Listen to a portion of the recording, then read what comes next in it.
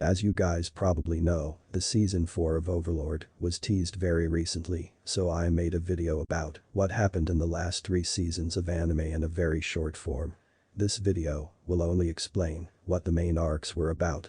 Enjoy. The Undead King arc is the first major story arc in the Overlord series.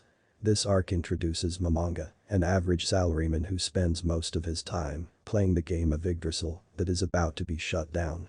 Deciding to stay in the game until the server goes down, Momonga goes and sits on the throne of Nazarick. Eventually, the clock strikes midnight, but the game doesn't log him out even after the server shut down. And the NPCs are now alive with a mind of their own. The Dark Warrior arc. This arc is about Ainzul Gaon and Arbel Gamma under their adventurer personas named Momen and Nabe, respectively. 1 week after the teleportation to this unknown new world, Momen and his battlemate, Nabe, infiltrate the fortress city of Earantal as adventurers. Their objectives are to gather information and gain fame in Earantal. Meanwhile, the sinister influence of an evil secret order is approaching to Earantal. A legion of undead controlled by Kajiat and Clementine block Momen's way. During the fight, Nabe releases her true power and kills Kajiat with her powerful 7th tier magic spell. When he was telling Nabe to get serious, Momen decided to finish Clementine off by bear hugging her to death in his true form. With the defeat of Zurnern's members and rescuing Furia, Momen and Nabe are given a huge boost in fame and rapidly advance to a mithril rank adventurers. Ainz returns to Nazarick after being informed that Shaltir has rebelled against him.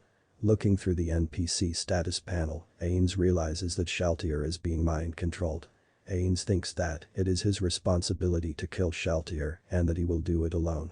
After a long and earth-shaking battle, Ainz eventually comes out victorious and slays Shaltir.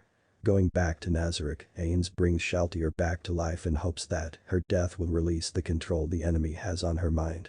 Thankfully, the resurrection does exactly that. But the problem is Shaltir does not remember who used the world item on her. When Ainz is asked about what to do with the damage inflicted to the place where Ainz and Shaltir fought, he tells Mare to leave it be, as he plans to use the lie that a broken ceiling crystal caused the destruction. Ainz then plans on creating an army of undead of the corpses. But Albedo suggests that newly located lizardmans could be more powerful undead than those humans. The Lizard Man Heroes arc. This arc introduces Ziryusu Shasha, a lizardman of the Green Claw tribe, trying to unite and save the lizardman tribes from total annihilation in order to fight against the undead forces of Nazarick. Cocytus is the one who has been sent from Nazarick to destroy the lizardmen. He has at his disposal 5,000 undead as well as an undead magic caster named Aguva 41 created by Ainz himself. The leaders of lizardmen defeat the undead horde along with Aguva 41. Cocytus is surprised at his loss and also ashamed because he lost with Ainz's undead army. But he is also impressed by the lizardmen. When he returns to Nazarick, he was scolded. However, he asks Ainz if it's okay to let the lizardmen live and let them be a part of Nazarick.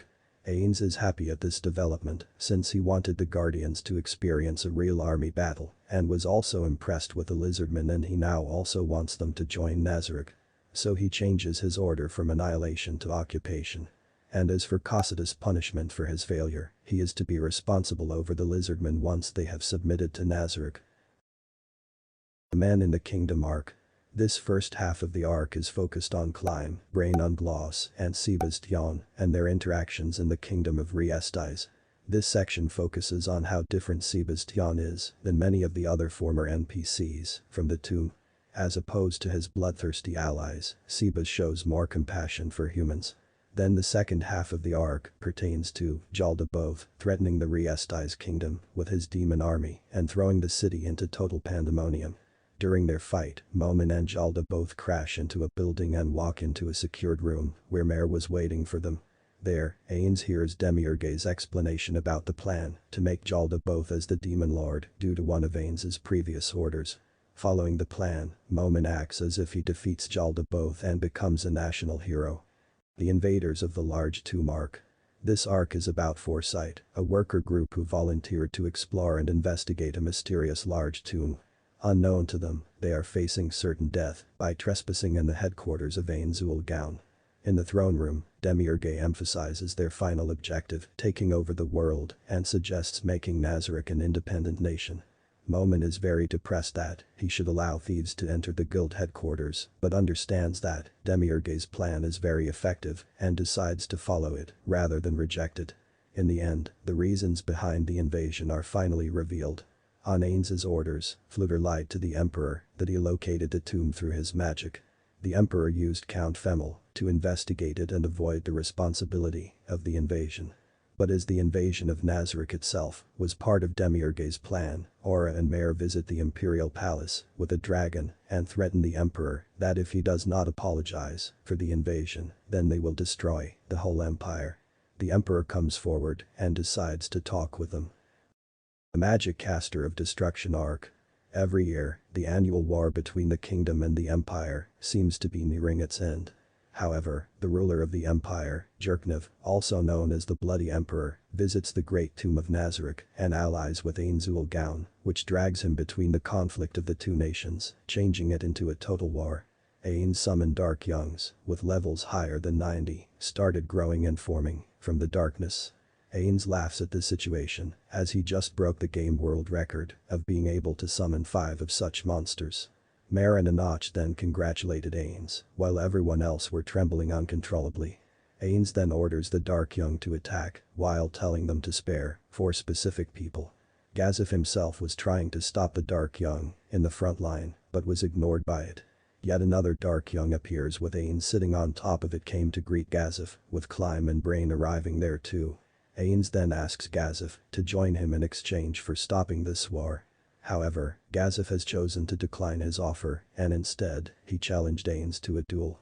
Ains accepted his challenge and asked the 2 other people to be the witness of their match.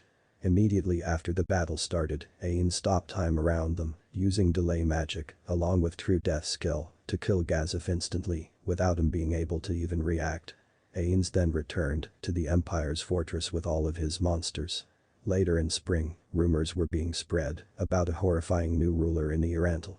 Ains, Albedo and his army of Death Knights and Death Warriors enter Earantal. Albedo then decides to kill a young boy who is disturbing their arrival march but was stopped by Momin. Albedo threatened Momin and tells him to serve Ains as the city's enforcer, which he accepts. After Ains's army left, Momin then asks the residents not to start a rebellion. Afterward, Earantal became a peaceful city, without bloodshed under the rule of Ainzul Gaun.